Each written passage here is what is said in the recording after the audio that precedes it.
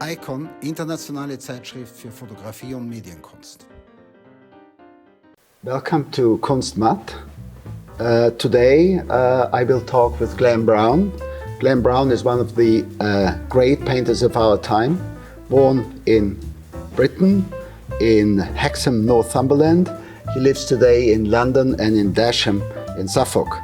He is known for his sophisticated use of appropriation in his paintings. He transforms the appropriated image by changing its color, position, orientation, height, width, mood, and even size. He had a number of exhibitions in very important museums like Kunsthistorische Museum in Vienna, the Tate Liverpool, Serpentine Gallery in London, in the Vincent van Gogh Foundation in Arles, and today in the Sprengel Museum here in Hannover, and also in the Landesmuseum Hannover. Sprengel Museum is one of the most prestigious museums in Germany. You opened your show yesterday. What was this? And you curated even that show. So you were curator and artist in the show. And what was the special challenge for you in terms of that show? Well, the show is actually the combination of the Sprengel and the Landesmuseum. We just thought, should there be two separate shows? But no, we've brought them together because the same thing happens in both shows, that I've put my work in amongst the permanent collections of both museums. It's like an intervention into the collections of the both museums now? Yes. Yeah. In the Sprengel, I do have a room which is just my work. But my work is all appropriation anyway, so when you put my paintings next to old master paintings, for instance, or Max Beckmann or Christian Schad or Picasso, then there's quite a strong dialogue going on because I borrow so many bits from art history that you can see relationships very quickly happening, and it's quite comfortable, my work, in that sort of context. Well, that means that you had to do also a lot of research here. You came here quite often, you studied the collection. Yes, I mean, the starting point was looking through their archives of the images they have of their paintings in both the Landesmuseum and the Sprengel, and then literally going through racks of paintings, looking at them, choosing ones we liked, interesting ones that hadn't been shown for a long time, and sometimes rifling through cardboard boxes of works that had never been framed or shown. To find interesting artists that I thought needed to be shown for the first time. So, would you say that this curatorial work is even a part of your artistic work now? Yes, it is, because I pay a lot of attention to it, and I have made work that's quite specifically meant to be shown in this context. There's a painting that I've made of two goats at the base of a tree, and it was made specifically to go with other works here. The title you gave to the show is The Real Thing. Why the real thing? It sounds a little bit ironical. When you look at the paintings, because in fact it's not about reality. No, my paintings, because I borrow everything from other artists' work, and when you see a brushstroke in my paintings, you have to look closely, and then you realise it's actually not a real brushstroke, it's an artificial brushstroke that I painted very carefully using very small brushes. And so with my work, what you see is often not what you get. I like trompe-l'oeil and the trick of the eye, and so often my paintings look very three-dimensional, the surface of them, but they're very, very flat, sheer flat. So it is ironic in that I don't give people the real thing very often, but in some sense I absolutely think it is all about the real thing, because I want people to come to museums and look at real paintings hanging next to each other, conversing with each other. I want people to get really up close and see those paintings in detail and realise that the the wonderful emotions and colours and textures that the artist has created in the works can only be seen by seeing the thing in the flesh, by seeing the real thing, and that mobile phones and computers are useful, but only to an extent. Right. The show includes works from I think even from the 90s till today. Yes. And when you look at your work back in the 90s and you look at them, the works you make today, where is the continuity, and maybe there are also some ruptures? My work has changed. I mean, I've purposefully changed my work over the time because I think I'm very aware that an audience becomes slightly bored and tedious with the previous work I've made, and you have to produce something new. Whenever I make a painting, I have to do something I've never done before, because as an artist, it's boring to do the same thing over and over again. So you have to change over time. Yesterday at the opening, you said, as an artist, one shouldn't be afraid of failures. You think that failures are the basis of great art? Yes, because I think that even a great painting has moments of failure in it, and there's no such thing as the perfect painting. And I'd spend a long time trying to make my work as good as possible. I only make 5 or 6 paintings a year, and there's lots of trial and error going on. I have to paint something and then I paint it out again. So I'm continually trying things that I have never done before. But I get other people in the studio and ask them what they think, and they help me, saying, oh, this bit doesn't work, try changing the colour, or try putting a line in here. So there's lots of playing around that happens within the painting, and some things don't work, and they shouldn't. You should always do things that don't work. So you sometimes even refuse then a painting you started? Sometimes, but usually it involves just painting something out and then repainting it in. And some of my paintings have taken 6 years to make, just because I can't get something to work. And eventually I will have the painting in my studio and I'll get it out and I go, that's what it needs. That moment of inspiration, and you realise what was faulty with the work all along. Can you say something of the process? I mean, from the idea to the final work. How does it start, and when it's done? Usually the starting point is me having a sensation or feeling something based on a previous work I've made, and I think, I can improve that. I can maybe put 2 figures rather than 1. I can do a blue version, or I can make it bigger, or I've seen a work in a museum and I think I wanted to have something that feels like that. So it can be quite abstract, this feeling that I want the work to have. And then I go hunting for images of other artists' work that I know I'm going to base my painting on. So sometimes I'll end up with not just one painting that I'm basing it on, but several. And then there's a process of me playing around with those images I have to get closer to the idea I have in my head, or the feeling I have in my head. Then I usually transfer what I have, my ideas, by doing a drawing onto the painting.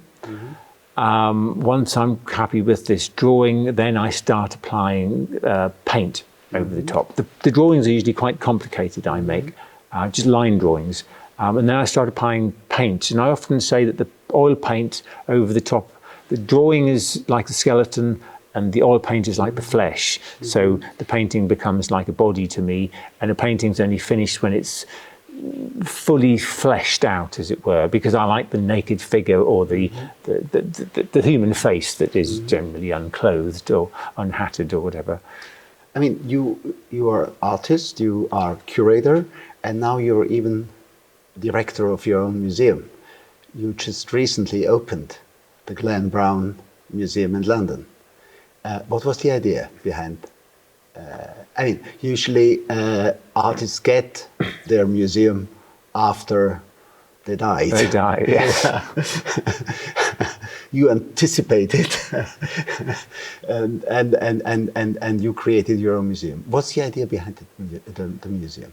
Well, I've always tried to collect a certain amount of my own work. I also collect other Collect a lot of work. You're also a collector, I forgot, yeah? Yes. It's not that I feel obsessed about buying art or owning it specifically, because I think museums do that wonderfully well. But I like sometimes buy work because I think I want to show that to people, and I want to show how interesting it is to people. And I buy work thinking, oh, I want to have that in my studio next to what I'm painting because I want to learn from it. And only by having the real painting, the real thing, next to me can I actually properly borrow or steal ideas from the other artist. So it's, anyway, the Brown collection in London is... It's a very silly thing to do as an artist, I think. I knew I was going to be criticised for it because it looks very vain for an artist to show their own work. And it's even close to the Wallace collection. Yes, it's very close to the Wallace collection. And some of my paintings are based on paintings in the Wallace collection as well. I particularly love Fragonard, Jean-Honoré Fragonard. And they have a wonderful collection there. Greuze also, no? And Greuze and Rembrandt. I've based work on all of those artists. And Frans Hals as well. So to me, there's a strong connection there. But I had my own paintings, and they don't get shown. They're in storage. I mean, they do get shown in museums around the world. But people kept asking me in London, where can I see your work? And I don't want them visiting me in the studio. So I thought, well, I'll make a space where people can see my paintings. In architecture, one often speaks about of a signature work. A work which unites or summarizes the attitude, the ideas, the artistic qualities of an architect.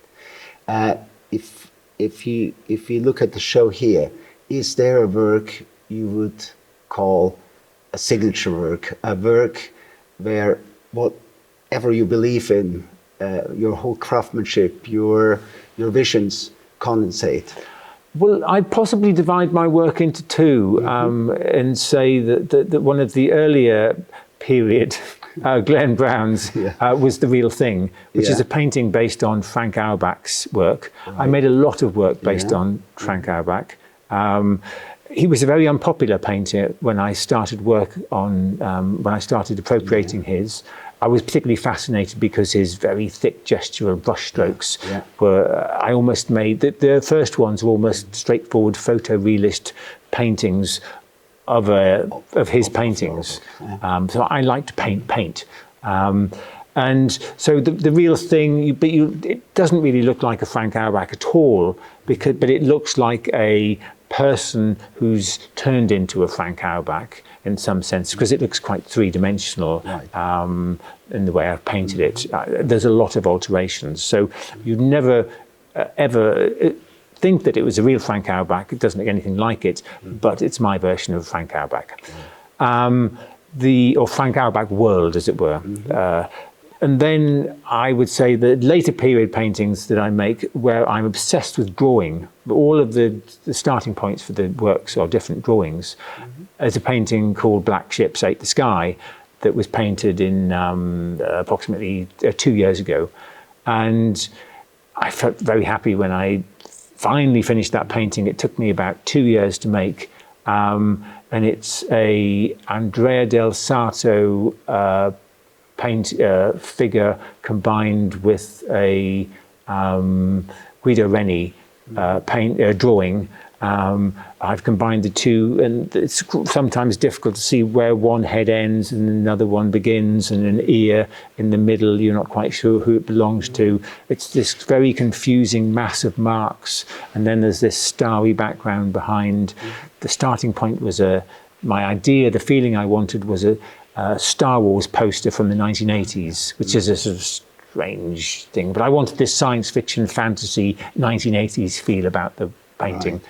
And I'm quite happy with that one, I think. I mean, a lot of your titles refer to titles from films, from albums, science fiction literature.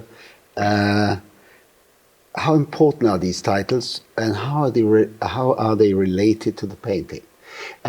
Do you start with the title, or the title comes when the painting is finished? I've never started with a title, but sometimes it can come quite quickly with the work. I like a particular quote by Marcel Duchamp, who says that a title of a work should be like adding an extra colour to the painting. It's adding something to the painting that isn't already there.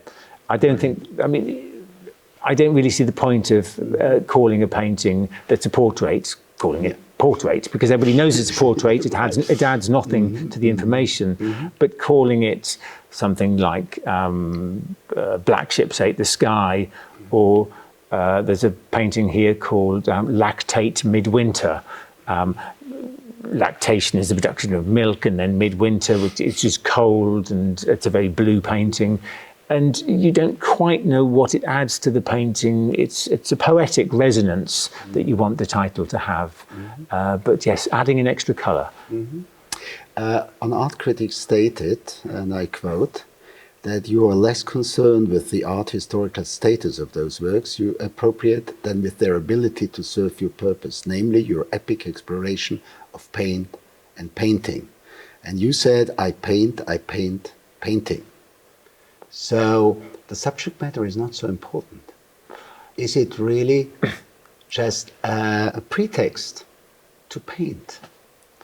Very much so. I mean, I'm an appropriation artist. Everything I make is based on other artists' work. And I love the history of art, and my favourite places in the world are museums.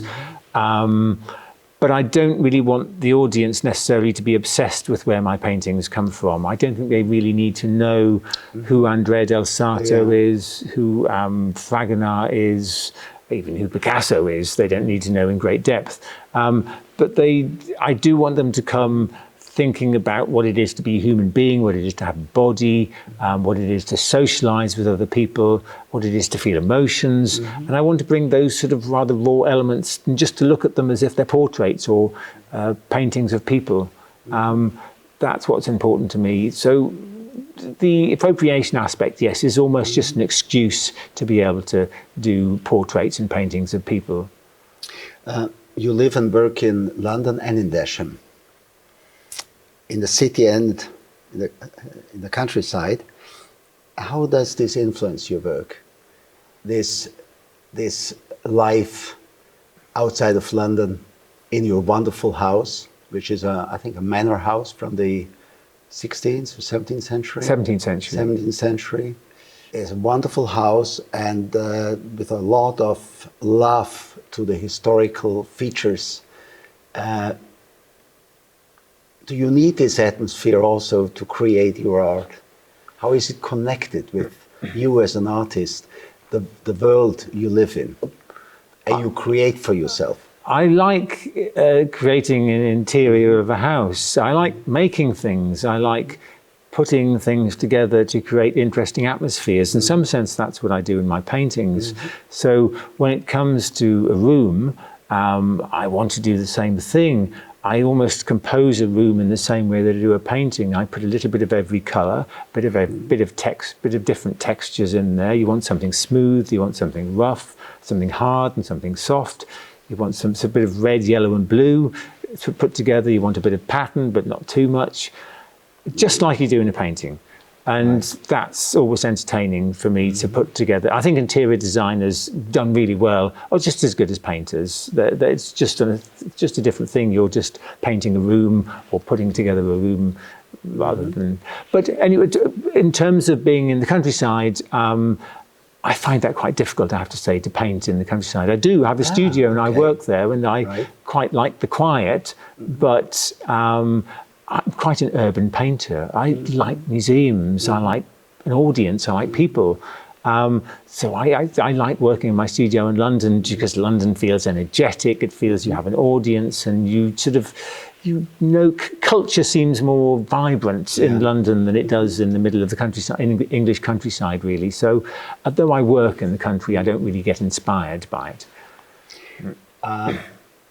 When was the first time your interest for the arts arose? Were your parents very close to the arts? Your family? Was art an issue at home? No, not at all. My parents paid no attention to the visual arts at all. To literature, yes, and to music, yes. Yeah. But I think the first time I went in the museum, I was probably sort of 14 or 15. And by the time I was probably 16, 17, by the time I went to properly look in a museum. So I was very late. I wasn't introduced to art at an early age. But I think that was quite good in a certain way, because when I did encounter art for the first time, especially in my sort of late teens, early 20s, I was just completely blown over by it. And maybe I didn't take for granted that it was available to everybody. And I just know how special museums are. And when did you know that you want to be an artist? Was there an initial experience? I'm dyslexic a bit, and so it made me academically not very good at school, but I was always good at drawing. So basically I started making things and drawing before I really knew there was such a thing as an artist. So I come very much to the arts from the perspective not of a viewer, but the perspective of a maker of things. And so I always drew and painted. I can't remember when it wasn't my favorite thing to do. Okay. You're very interested, we were already talking about it, in old masters. You appropriated works from Velázquez, Rembrandt, Fragonard, Delacroix, and so on and so on. What can we learn from old masters? What it is to be human, what it is to be good human, to be sociable, to feel empathy for people, because empathy is very underrated. I think it's very important that we understand that that other people are very similar to us, and they have other emotions to us, and it doesn't matter whether they're Muslim, it doesn't matter whether they're black, it doesn't matter whether they're Ukrainian or Russian. They have emotions, they have feelings. We're very special and extraordinary things, human beings. We've taken hundreds of millions of years to evolve, and we seem to be very good at killing each other and trying to wipe each other out. And if seeing art and looking at a Rembrandt and realizing that, looking at a painting of an old man and that intelligence and wisdom and a certain amount of stupidity and sense of humor and playfulness that's held within the surface of that painting, that rendering of that person, that sort of makes you feel kind towards somebody else, then that's pretty much as good, I think, as art can manage to do. It makes you feel better about other people. Yesterday you said that you're a man of bad taste. Obviously, you are the opposite. What does bad taste mean for you? And maybe also for your work. Not doing the obvious thing, being awkward, standing out, not doing what's expected of you. And the fact that my paintings take so long to make, that they have so much detail in, that they're very delicately painted, and I'm a craftsman in many ways, that's quite bad taste in contemporary art circles. You're not really supposed to be a craftsman. It shows that you're not an intellectual. Real intellectuals either spend 20 minutes making a painting and then go off and do something more interesting, or they get somebody else to do it for them. And so I realized by making these beautifully produced paintings that I'm not really in the main arena of contemporary art. Which is about the sort of quick, the pop, the energetic, the instant satisfaction that you get from so much contemporary art. I want to make slow paintings that are engaging in a very slow and delicate way. But the way I dress is there to be slightly awkward as well, because I wear a suit and a tie like you do in places where nobody else is. I go to the theatre and nobody else is wearing a tie, and it's provocative in some ways. It makes you yes, it makes you stand out, but it makes other people feel slightly uncomfortable, I think, sometimes, because they think, well, why am I not wearing a suit and a tie? Am I supposed to be? It's so I like being... It's irritating. Yes, it is irritating. As an irritator. And I think artists should be quite irritating, and just in the right way. They should tickle other people's emotions and get people to think about the fact that they're wearing a tracksuit and trainers to the office when they're not going jogging, and what's the point of that? And just because something's easy doesn't mean to say it's the best thing to do. Life shouldn't be easy. You shouldn't always take the easy option. It's boring. So, Glenn, thank you for taking your time for that talk, and thank you for listening and watching us here in the Sprengel Museum.